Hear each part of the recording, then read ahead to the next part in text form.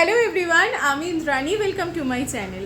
আজকে আমাদের কাছে একটা স্পেশাল দিন। আজকে হলো আমার ছোট্ট মা মিছরি রানীর জন্মদিন। ওর প্রথম বছর জন্মদিনও আমাদের বাড়িতে ছিল।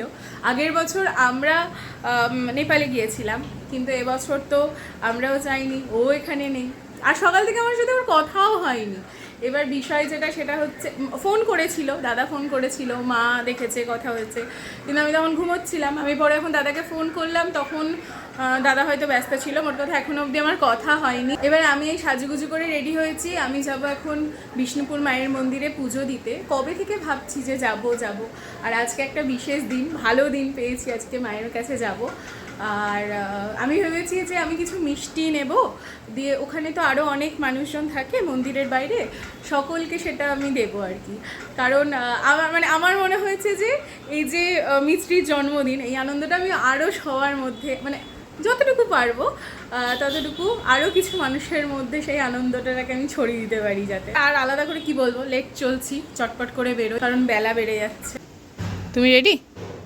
চলো। এনেছো? এনেছি।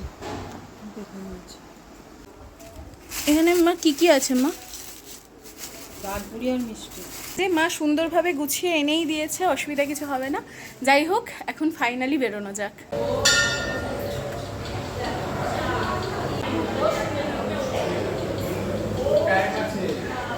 সুন্দরভাবে পুজো দেওয়া হয়ে গেছে। তারপর যেটুকু যা এনেছিলাম, বলেছিলাম একটু সকলকে দেব, যেটুকু পেরেছি, যতটুকু এনেছি সবটা দিয়ে দিয়েছি। আপাতত মা আপাতত বাড়ির সকলের জন্য মিষ্টি নিতে গেছে। এবারে শ্রাবণ মাসে একটা দিনও পাতালেশ্বর আসা হয়নি এখনো অবধি, যদিও এখনো দিন আছে, আসবো অবশ্যই। আর এই বিষ্ণুপুর মায়ের কাছ থেকে পুজো দিয়ে মা তাই বললো চল, এরম হয় কি, আমার মায়েরও একটু কমই বেরোনো হয় এখন। তো যখন বেরিয়েছি, একটু পাতালেশ্বরে বাবাকে দর্শন করি, তারপরেই বাড়ি যাবো।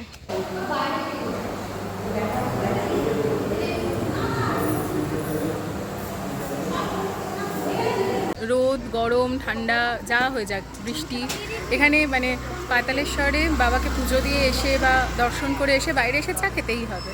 আমার তো তাও এই চা চলছে এখনো, মায়ের অলরেডি শেষ। ঢক করে খেয়েছো নাকি? তুমি ওরম করে কী দেখছো? খুব ভাবনায় বিহবল হয়ে পড়েছে। কী ভাবছো তো আকাশ কথা? আরে আমার তো তোর মতন তো না, তুই যখন তোর হবে তখন তুই বুঝবি পেছন টানটা। এটা মনে হয় সবার মায়ের এই একটা ডায়লগ মনে হয় কমন না, যে তোর যখন হবে তুই বুঝবি। যখন থেকে এসেছি ও কি সুন্দর আমার কাছে এসে বসে আছে।